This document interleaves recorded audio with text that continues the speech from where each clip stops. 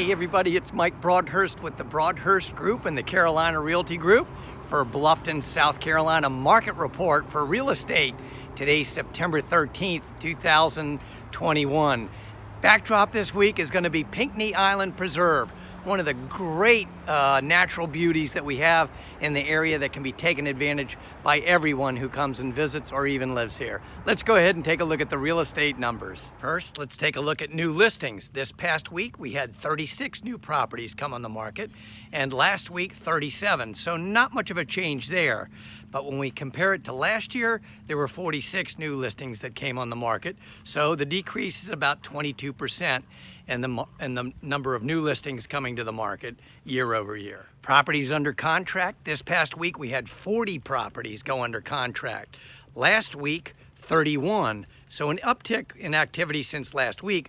But when we look at last year, 50 properties went under contract during the same week, and that's a 20% decline in the number of properties going under contract.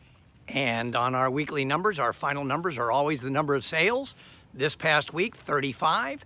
This time last week, 34. But this time last year, 55. So the number of sales have decreased rather dramatically, over 36%. Let's go ahead and take a look at our year-to-date numbers. So far this year, we've had 1,426 properties come to the market. That compares to 1,164 properties this time last year. That's an increase of inventory of about 22.5%. The number of properties that have gone under contract, 1,499 so far this year compared to 1,208 last year. And that also is a 24% increase in the number of properties that have gone under contract. The number of sales year to date now, 1,406. That compares to 1,155 same time last year. So that's an increase of about 22% in the number of properties that have closed. Finally, the number that's always seems to be so important, and that is the average sales price of a property here in Bluffton. During this year, year to date, the average sales price over $531,000. That compares to a number of nearly $473,000 last year, and that represents a 12.38% appreciation rate. If you're watching us on Facebook and you find the information useful, please share it with a friend and like the page.